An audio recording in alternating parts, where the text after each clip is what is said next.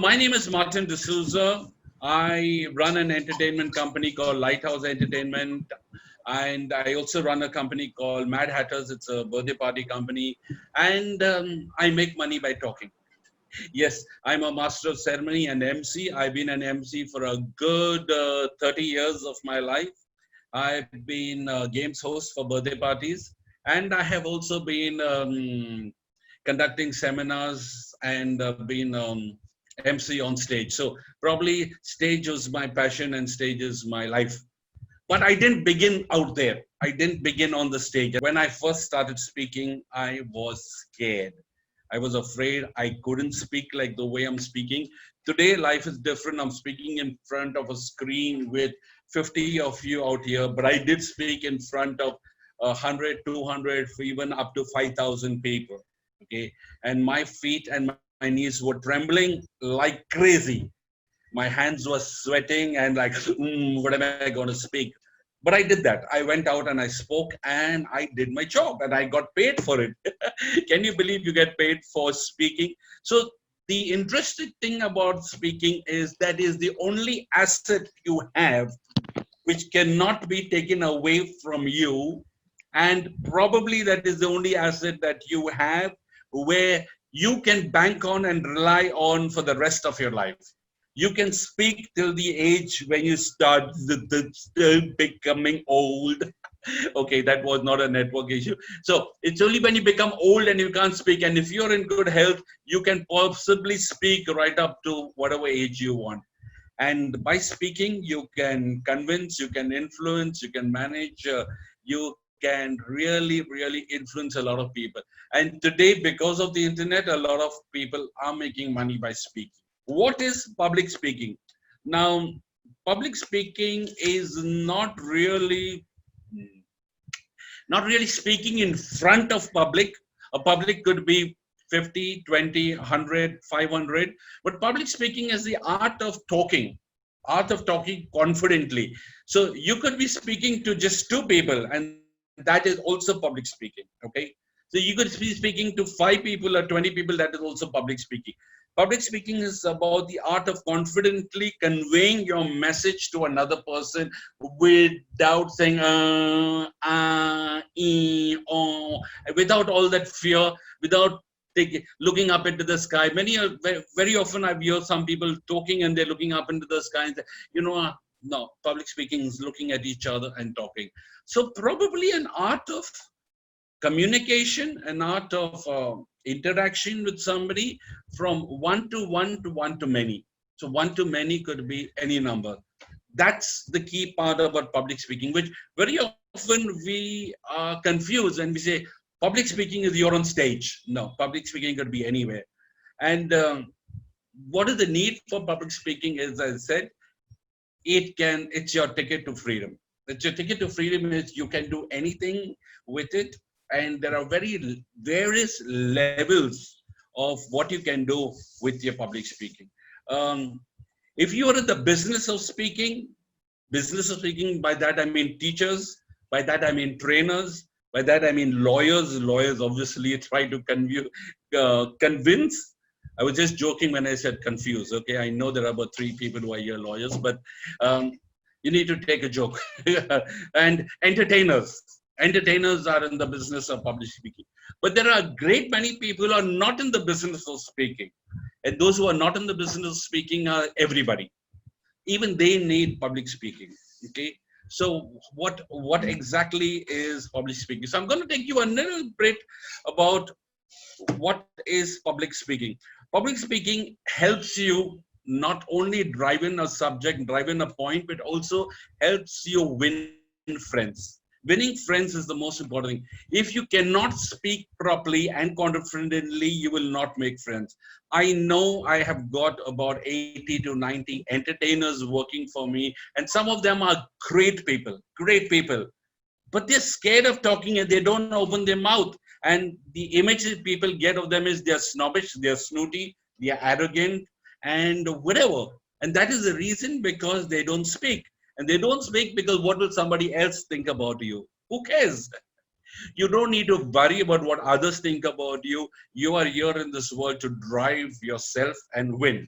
Okay, what you need to worry is how you are able to communicate to others. What is better, able to communicate to others and make friends and influence people, or keep your mouth shut and says, what will they think about you? And probably not have any friends in life.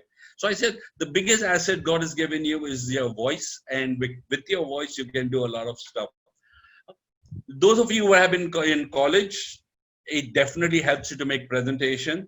But more than presentation is, I was in college and people used to push me ahead and say, "Oh, Martin, you can speak well, make a presentation," and the others used to hide behind me, and I used to take the. But that is just a small part of life, because as you go out in the real world, you got to give interviews by yourself. You got to get into group discussion by yourself. You got to face your boss by yourself. And moreover, there is something in some of you may have heard, is something called the elevator pitch. I know some of you may know about it. When you get to tell your story to somebody in an elevator, when you just go up for the 30 seconds, 40 seconds in an elevator, you are meeting people all your life. You need to have a story. You need to tell your story. And that story is through what we call the elevator pitch. If you don't have a story, you are hesitant. By the time the person rings the first rings the elevator, gets into the elevator, reaches the 20th floor, you're still thinking, what am I going to say? Good evening, sir. Gone. Your time is gone. So, very important is you need to have a story to tell. That's the key thing about public speaking. Public speaking is not about telling somebody else's story. Public speaking is not about cracking a joke in front of people, or as I said, how not to be embarrassed.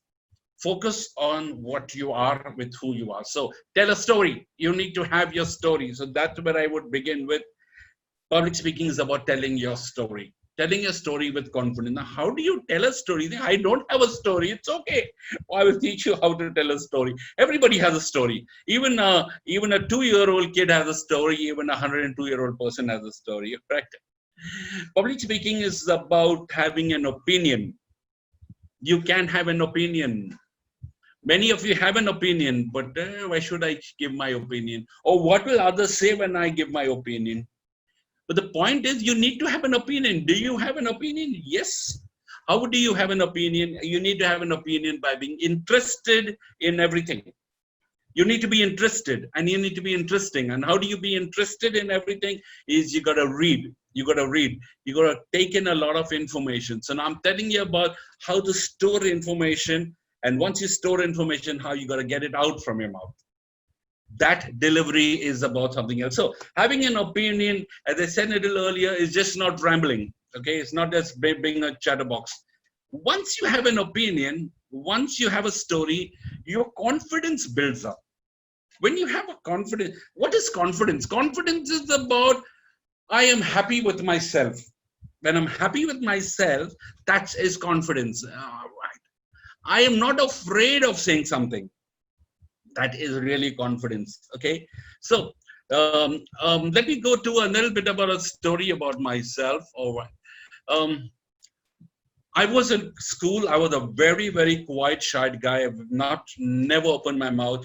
When I got into college, I had the opportunity to talk. And I started talking. I went to St. Mary's School, an English medium school. I went to St. David's College, an English medium college, and I had the opportunity to talk. And I grabbed every opportunity. I was there again and again up there on stage.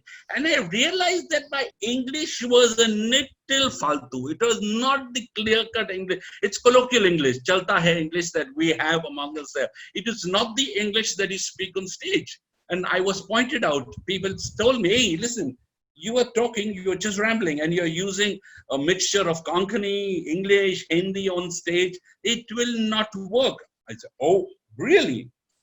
So guess what I did? I attended an English elocution class in the year 1990.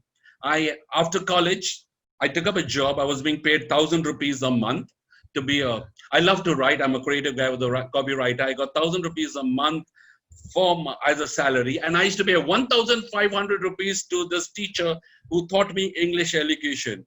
That is, in today's term, it is about 8,500 rupees a month. And I attended class for 2 years. I learned to speak English.